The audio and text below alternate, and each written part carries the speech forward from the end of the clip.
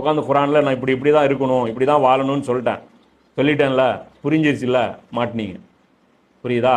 இதுக்கப்புறம் போய் சொன்னீங்கன்னா மாட்டினீங்க. இதுக்கப்புறம் துனியாவுக்கு வாழ்ந்தீங்கன்னா மாட்டினீங்க. இதுக்கப்புறம் நீங்கள் வந்து இந்த காதில் வாங்கி அந்த காதில் விட்டீங்க அல்லாவுடைய உபதேசங்கள்னா மாட்டினீங்க, அவுட்டு. அப்போ அதனால் புரிஞ்சுங்க. அதுக்குன்னு வராமலே இருந்துக்கலாமே நினச்சிக்கிறேன். ஏன் வரலைன்னு எல்லாம் கேட்போம்.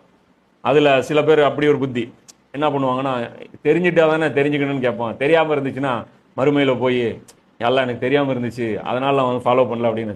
நீ தெரியாமல் திருட்டுத்தனமாக ஓடனீங்கிறதும் எல்லாம் பிளான் பண்ணுவான். எல்லாமே எப்படி லாக் பண்ணி எல்லாம் பிடிக்கணும்னு நினச்சிட்டானோ அது வந்து பண்ணிடுவான். அதனால் புத்திசாலித்தனம் என்ன? அல்லாவுடைய பேச்சை கேட்டு அல்லாவுக்கு சரணடைந்து அல்லாவுடைய ஷரியத்தை ஃபாலோ பண்ணுற அந்த முடிவு எடுக்கணும். அப்போது இதில் ஏன் அல்லாஹ் வந்து தண்டனை இருக்குங்கிறான்? அல்லாவுடைய அந்த ஷரியத்தை ஃபாலோ பண்ணலைன்னா தண்டனை இருக்குங்கிறான்.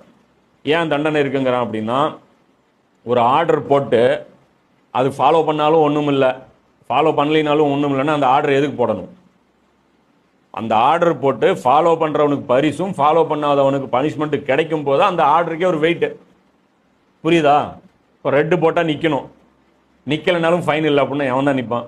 அப்புறம் எதுக்கு அது ரூல்ஸ் போடணும்? புரியுதா? எந்த எந்த சிக்னல் வாங்க, ரெட் இருந்தாலும் போகலாங்க, க்ரீன் இருந்தாலும் போகலாங்க, ஆரஞ்சு இருந்தாலும் போகலாங்கன்னா அப்புறம் எதுக்கு கரண்ட் பில்லு தண்டம்? அதுக்கு ஒரு ஆள்.